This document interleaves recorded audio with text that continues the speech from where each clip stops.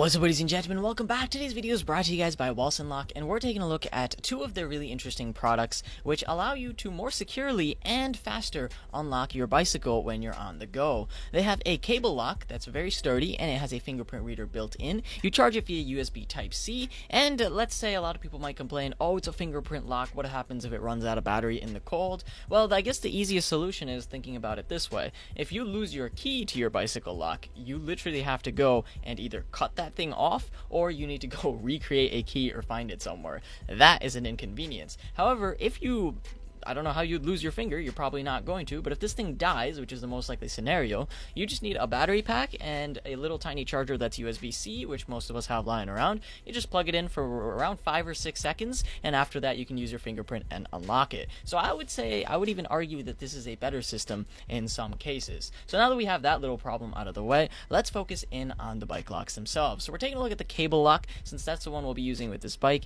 and then if your bicycle or motorcycle or whatnot has a disc brake system, you can go ahead and use the smaller disc brake lock that they offer.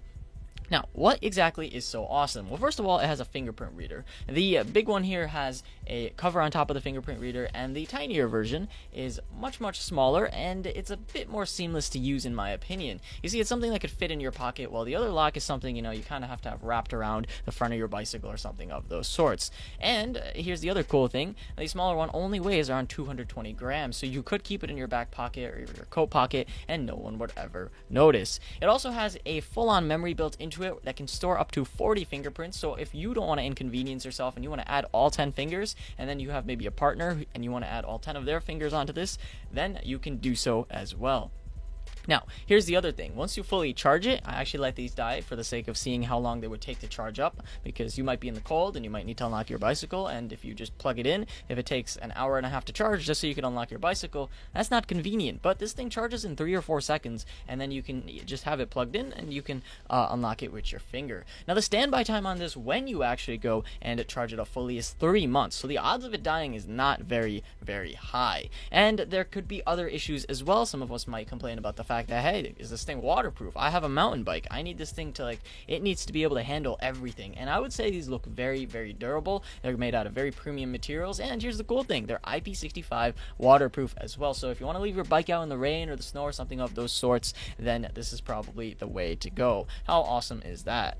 Now, traditionally, we use maybe one lock on our bicycle. However, because now it's so seamless, in traditional aspects, you would have to rummage for your key, and then you would have to twist it, and after that you would have to take the rope and put it around, or whatever lock system you have, and it just takes extra time. And when you're in the cold, you just don't want to deal with that. However, with this, you simply place your finger, 2 seconds later, you have the whole thing off, placed in either your backpack or your pocket, and you're set to go. If you want even more protection, then get multiple ones, or even both variations of it, and just wrap it around each wheel. And because it's so seamless to install and uninstall, it's not that hard to have both of them, and that way no one's going to steal either of your wheels, which if you're in a city can be a really common problem. Another aspect of this is that's kind of nice is the fact that this might confuse some people as well. If someone is trying to steal your bicycle and they're trying to run off with it or something of those sorts, and it's attached to a pole or something, and they might use traditional methods to try to unlock it. So they use their lock-picking tool or whatnot to try to go and unlock it, or their wedge-shaped hammer or whatever they have, and then they come over and they look at this thing and they're like, what is that? So they play around with it, and because there's even a little cover,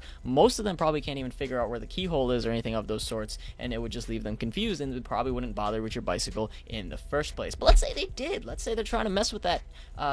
They're trying to mess with it and try to get into it with sheer force. Well, the cable lock, it can withstand up to 12 tons of sheer force. It has anti-drilling built into it, and you have picking resistant components. This one, unlike the tiny one that fits in your pocket, actually has IP67 waterproofing. So if you're using this on a mountain bike or any rugged terrain and you're just leaving it lying around, then this is probably the way to go.